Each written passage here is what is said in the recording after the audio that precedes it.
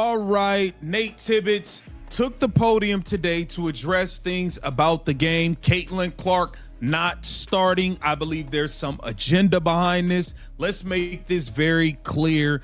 Chelsea Gray has started all 3 games. We have seen Angel restart games, Paige Becker start, Kelsey Plum started, Jackie Young started. We've seen everybody start. I think Stephanie White started one of the games. Watch that body language carefully, because what Nate Tibbetts just said tells only half the story. Chelsea Gray has started all 3 Team USA games. Angel Reese got a start, Paige Bucher's got a start, Kelsey Plum, Jackie Young, even Kiki Harrigan got into the starting lineup. They rotated everyone through, everyone except one person, and that's not an accident. Honest with you guys, I believe there's some agenda going on. I believe Kara Lawson is back coaching Duke, the head coach of Team USA. She wasn't even there today. She wasn't even present, okay? I believe Nate Tibbetts was told you do not start Caitlin Clark. Chelsea Gray is the starter no matter what. So you can start whoever you want. Just don't start Caitlin Clark. And he followed orders. Nate Tibbetts took the podium. Let's give it a listen. There it is, Nate Tibbetts addressing the media, Chelsea Gray right beside him, and notice what he's not addressing, the elephant in the room, because here's what makes this fascinating. Kara Lawson, the head coach of Team USA, wasn't even at this game. She's back coaching Duke. So who's actually making these lineup decisions? And more importantly, who told Nate Tibbetts that Caitlin Clark doesn't start, no matter what? This isn't about rotations. This isn't about chemistry. When you start Kiki Harrigan but won't start the player who just had the most dominant rookie season in WNBA history, something else is happening. Chelsea, from a player's perspective, if we could just get your comments on the game. Yeah, I thought we did a really good job with our defense, especially in the first quarter. I think we allowed 11 points in that first quarter, and so we were able to get on transition, not play too many set plays, and that's what you want. It starts with defense for us. All right, we'll head out. I don't think it needs to be said, but we are conducting it in English. Who has the first? Listen to how he frames this. Our starters did a heck of a job. He's talking about the third quarter. He's deflecting to team performance. But the reporter didn't ask about the third quarter. They asked about rotations. They asked about who's starting and why. And watch Chelsea Gray's response. She talks about defense. She talks about transition. She talks about everything except the actual question everyone wants answered. Barry Moreau, Miami Herald. I have one question for Coach and then a few for Chelsea. For Coach, wanted to ask, what did you see from the lineup with Kelsey Plum, Caitlin Clark, Paige Beckers, Ryan Howard, and Angel Reese, and how did that group impact the flow of the game? Yeah, I thought they did a really good job. You know, this is a group that hasn't been together very long. We've kind of mixed the matchups, mixed the rotations. We played our players a little bit longer stretches than what we had done in the first 2 games. And so I thought initially they got off to a good start. I probably played them a little bit too long of a stretch at some of them got a little bit tired. But yeah, I love the creativity. I love the shooting with that group. And then obviously with Angel down there rebounding the basketball, it gives our guards room to attack. Now we get to the real question, and notice the setup here. The reporter is being very specific. They're asking about the lineup with Kelsey Plum, Caitlin Clark, Paige Buchers, Ryan Howard, and Angel Reese. That's a lineup that hasn't been together long. That's a lineup that represents the future of USA basketball. And Tibbetts says they did a really good job. He loved the creativity. He loved the shooting. He even says he might have played them too long. But here's what he doesn't say. He doesn't say they'll start next game. He doesn't say Caitlin earned more minutes. He says some of them got a little bit tired. That's coach speak for I'm not changing anything. For Chelsea, how do you think the experience of playing in Miami at Unrivaled helped you sharpen your game entering into this Team USA run?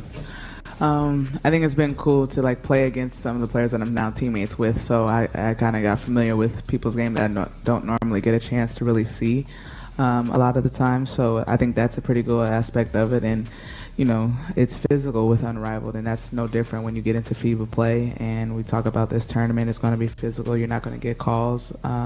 That's just the nature of how we play, and we like it like that. So I think that's prepared us, and obviously being in shape and being in game shape to be able to go up and down. That's that's one thing, or that's a few things that prepared us for this.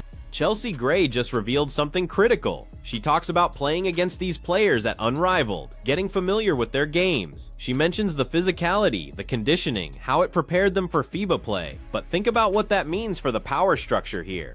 Chelsea Gray is the veteran. She's the established point guard. She's the one who gets to evaluate whether the younger players are ready. And here's the dynamic that matters. Caitlin Clark just averaged 19 points and 9 assists per game in her rookie WNBA season. She's leading the league in assists. She's already proven she belongs. But in this Team USA setup, she's being treated like she needs to earn her spot, like she's still proving herself, while players with objectively worse statistics are getting starts. And also just wanted to ask, well, two more. One, I mean, you obviously shared the floor with Angel.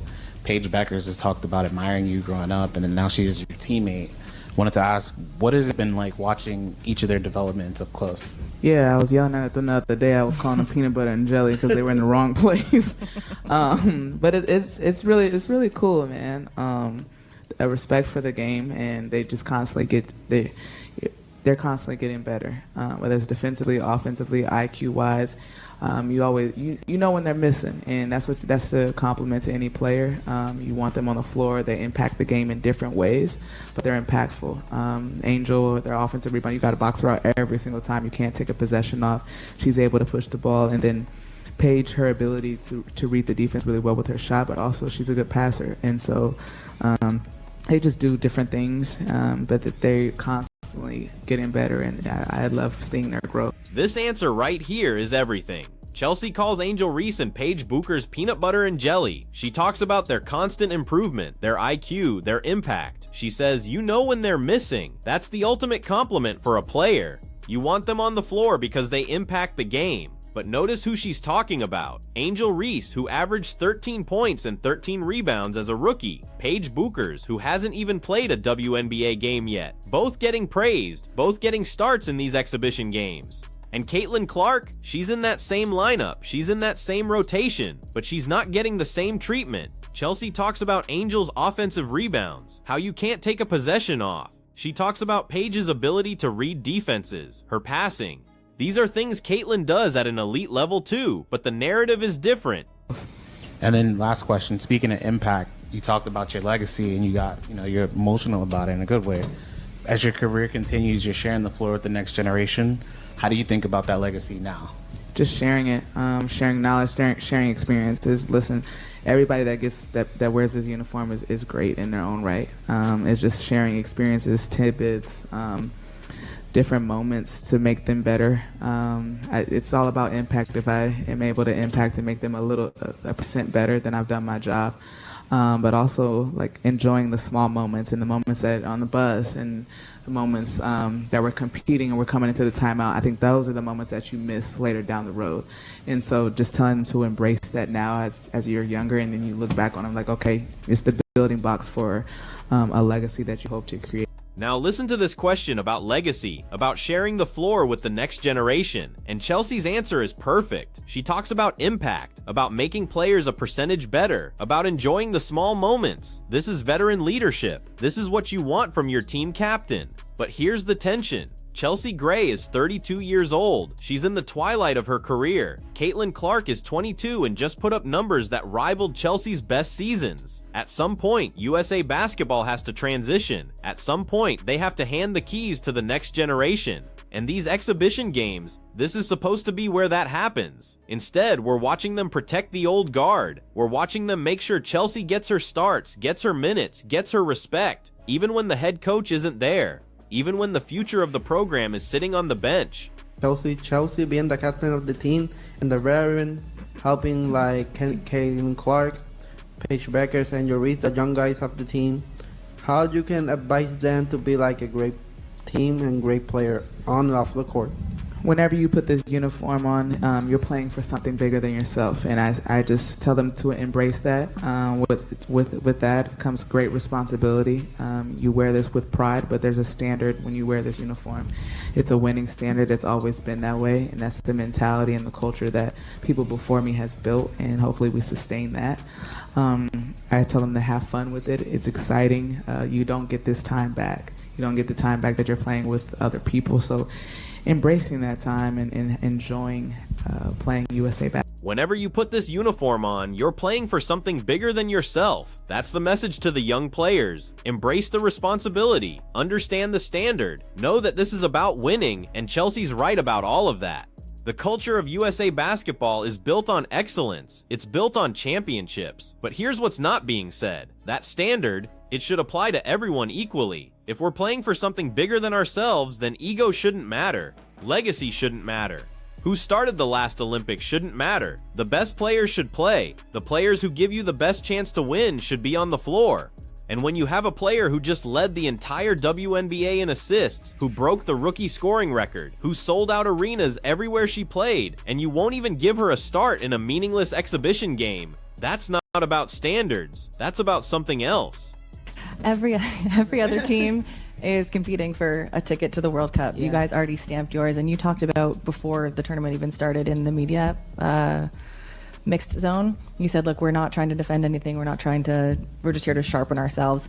As we get down to the last 2 days, it's going to be a dogfight for those tickets to the World Cup. How do you guys stay motivated yourselves? We're trying to get better every single day. Listen, this is a new group. There's some new faces, and so we're trying to get our chemistry and build that, so when we come back together, we can kind of pick up where we left off. And so we're playing for something bigger than, just this moment. We're trying to build habits. We're trying to build, obviously the culture is winning, but we're building habits to get there. It just doesn't happen in a day. There's a lot of building blocks that go with that. And so when your standard is winning every single time, you want to put your best foot forward. Beautiful. Thank you, Coach. Thank you, Chelsea. Congrats on the win. This final answer is revealing. The reporter points out that USA has already qualified for the World Cup. Every other team is fighting for their spot. So how do you stay motivated when you've already got your ticket punched? And Chelsea says they're trying to get better every day. They're building chemistry. They're building habits for when they come back together. That's all true, but it also exposes the real priority here. This isn't about winning these games. This isn't about finding the best lineup. This is about establishing hierarchy. This is about making sure everyone knows their role before the World Cup. And Caitlin Clark's role, apparently it's coming off the bench, no matter what she does, no matter how she performs. Chelsea says when your standard is winning every single time, you want to put your best foot forward. But are they? Because the lineup that includes Caitlin, Paige, and Angel, that's the future. That's the lineup that could dominate international basketball for the next decade. But they're treating it like an experiment, like something they'll try when they're up big, not something they'll build around. Here's what this really comes down to. USA Basketball has a decision to make. Do they want to win the next World Cup? Or do they want to protect the legacy of the players who won the last one? Because those might not be the same thing anymore. Chelsea Gray is a champion. She's a finals MVP. She's earned everything she's gotten, but she's also 32 years old, coming off an injury-plagued season where she played just 26 games. Meanwhile, Caitlin Clark just played 40 games, started all of them, and transformed the WNBA's entire business model. One of these players represents the past. One represents the future, and the choice USA Basketball is making? They're choosing the past. They're choosing comfort. They're choosing to honor the veterans instead of empowering the next generation. Nate Tibbetts said he's mixing matchups, mixing rotations, but he's not mixing the starting lineup. Chelsea Gray starts every game. That's the one constant. Think about the message that sends. You can be the most exciting player in basketball. You can sell out arenas. You can break records. You can lead the league in assists as a rookie. And it still won't be enough. You still have to wait your turn. You still have to defer to players who haven't done what you've done, because that's how the hierarchy works. Cara Lawson wasn't even at this game. She's back at Duke, coaching college players. But her fingerprints are all over these decisions, because this is exactly how she operates. Respect the veterans, honor the system, make the young players earn it, even when they've already proven themselves. It's the same approach that kept talented players on the bench at Duke, while less talented seniors got minutes. And now it's happening on the international stage. Watch that press conference again. Watch how Tibbetts deflects. Watch how Chelsea talks about everything except the actual controversy. They know what people are asking. They know what the issue is. But they're not going to acknowledge it, because acknowledging it means admitting that politics matter more than performance. This is supposed to be about building chemistry for the World Cup. But how do you build chemistry when your best playmaker doesn't start? How do you develop continuity when you're rotating everyone except the one position that matters most? Point guard is the most important position in basketball. It's where the offense starts. It's who controls the tempo. And USA Basketball has two elite point guards, one who's 32 and injury-prone, one who's 22 and just had a historic season. They're choosing the 32-year-old every single game. And here's what makes it worse. These are exhibition games. These are the games where you're supposed to experiment, where you're supposed to try new things, where you're supposed to see what works. Instead, they're playing it safe. They're sticking with what's comfortable. They're making sure the veterans get their respect, even if it means the young players don't get their opportunity. Caitlin Clark will get her minutes. She'll come off the bench and she'll produce. She'll run the second unit and she'll make plays, but she won't start because that's Chelsea's spot. And apparently, that's not negotiable, even when the head coach isn't there, even when the games don't matter, even when every single other player has gotten a start. So what happens next? Does this continue at the World Cup? Does Caitlin spend another tournament coming off the bench while less productive players start? Or does USA Basketball eventually realize that they're holding back their best offensive weapon because they're too worried about hurting feelings? The smart move would be to start building around Caitlin now, give her the keys, let her run the team, surround her with Paige and Angel and the other young stars. Build the chemistry now so that by 2028, when the Olympics come around, you have a team that's been playing together for years, a team that's comfortable, a team that's dominant. Instead, they're doing what organizations always do. They're protecting the establishment, they're honoring the past, they're making the safe choice instead of the right choice. And in the short term, it might not matter. USA Basketball is so talented that they'll probably win anyway, but in the long term, they're wasting precious time. They're delaying the inevitable transition, and they're sending a message to their best young player that no matter what she does, it won't be enough. Nate Tibbetts said he loved the creativity of that lineup with Caitlin, Paige, and Angel. He loved the shooting, he loved the spacing, but he played them too long and some of them got tired. That's the excuse. Not that they were bad, not that they didn't work together. They got tired. And the solution? Don't start them next game. Keep them as the second unit. Keep Chelsea in her spot. This is a microcosm of everything wrong with how established organizations handle generational talent. They make them wait. They make them prove themselves over and over. They create arbitrary standards that don't apply to everyone equally. And they wonder why young players get frustrated. Caitlin Clark won't complain publicly. She'll say the right things. She'll talk about being honored to represent her country. She'll praise her teammates. But watch her body language in future games. Watch how she interacts with the coaching staff. Because this is the kind of thing that players remember. This is the kind of slight that changes relationships. USA Basketball has a choice. They can keep doing what they're doing, protecting the veterans, maintaining the hierarchy, playing it safe. Or they can recognize that they have a once-in-a-generation talent and build around her. They can start the transition now while they have time to work out the kinks. They can empower the next generation instead of making them wait their turn. Based on what we just saw, they're choosing the first option. They're choosing comfort over potential. They're choosing legacy over future. And Caitlin Clark?